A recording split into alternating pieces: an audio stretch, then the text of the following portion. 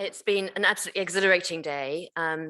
So thank you, Patrick. Thank you, Stephen, for that amazing session full of really interesting insights. I'm not going to say very much. I'm just going to introduce our donor, Peter Bennett, who will bring today's proceedings towards an end. So Peter, over to you.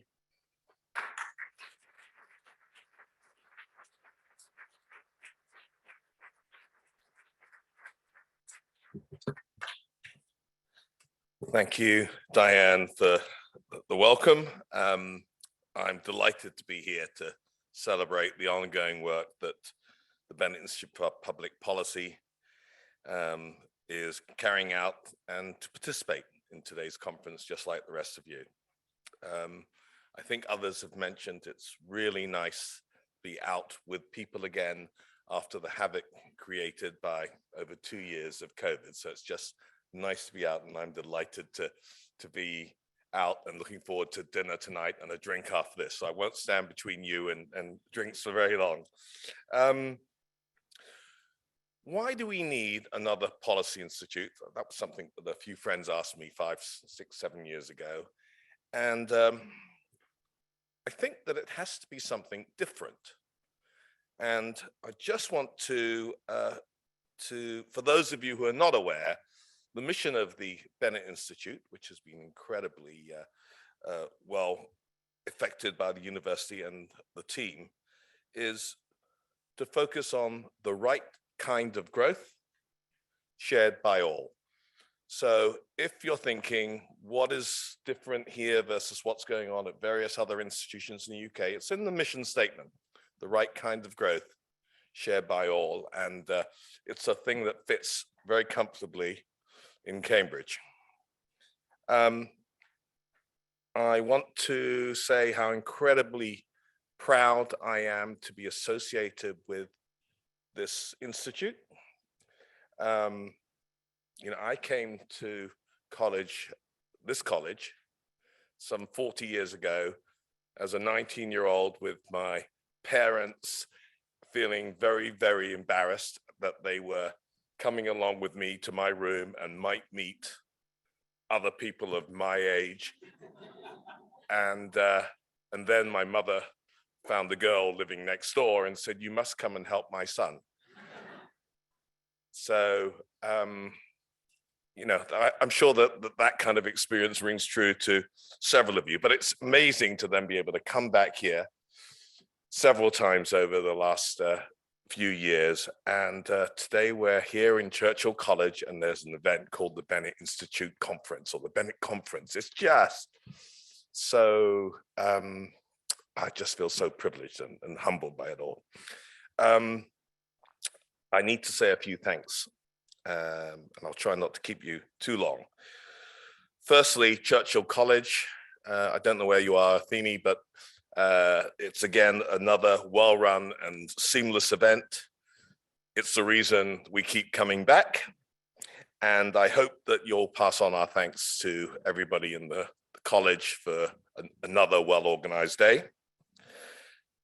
I want to extend my gratitude to Cambridge, to the Vice-Chancellor, Stephen, thank you. The university's unstinting support since this institute was envisaged, and you know, which was about the same time that you arrived. It's been incredible, and I'm truly appreciative. Of course, this doesn't happen without the key team, and that's Diane Coyle, Mike Kenny, and Dennis Grew. They're the 3 co-directors. It doesn't happen without focus. It doesn't happen without commitment. It doesn't happen without good leadership. And all this in the last 2 years through, you know, COVID restrictions. So, you know, I'm just so in awe of what you've done. And I think it's reflected in the growing reputation of the Bennett Institute and the turnout today, and very appreciative of this. And I think it's amazing that you've managed to find the time in a very busy schedule to come here, Patrick. It's much appreciated and really valuable for everybody involved to have that kind of support. Lastly, and most importantly, perhaps I need to say a big thank you to the staff at the Bennett Institute, because although they're a leadership team, there are many others working at the Institute or associated with the Institute, and it's their combined efforts that have established the reputation of the Institute. And I need to say to Rebecca Lee, what a fabulous event that you've organized. I don't know where you are, but it's,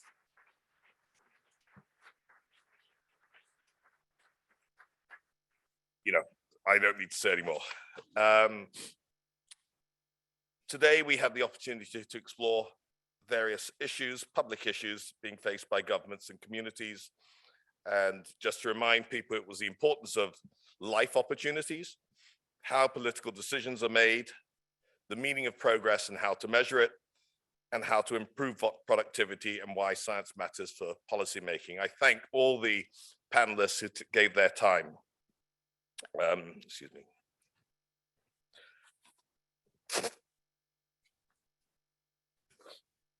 You know, we had an esteemed panel and a great final session.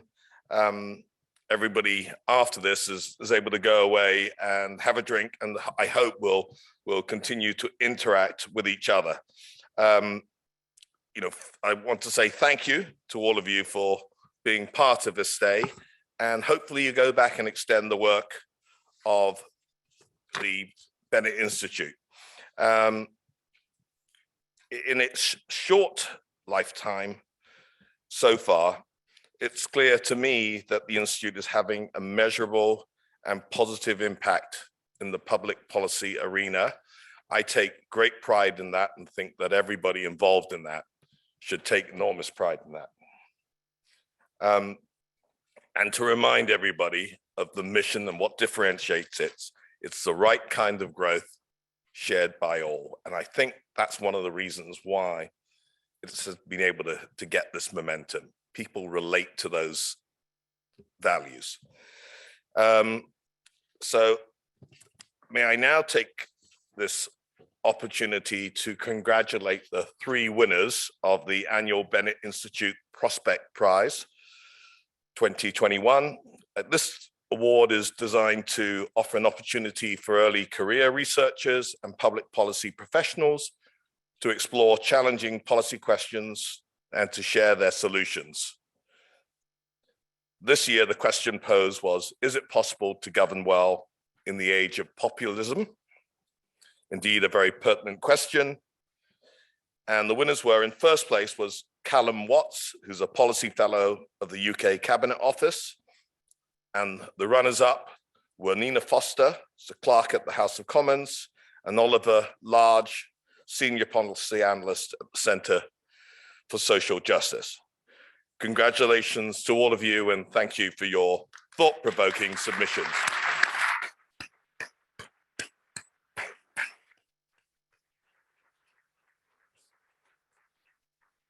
So, to close, I hope this has been an insightful and engaging experience. It has been for me.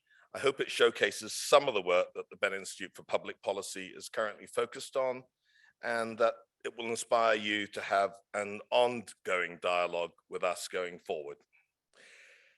Lastly, I need to say this, as my wife is here for the first time, and none of this would have been possible without her support. And this journey has been more meaningful and enjoyable with you by my side.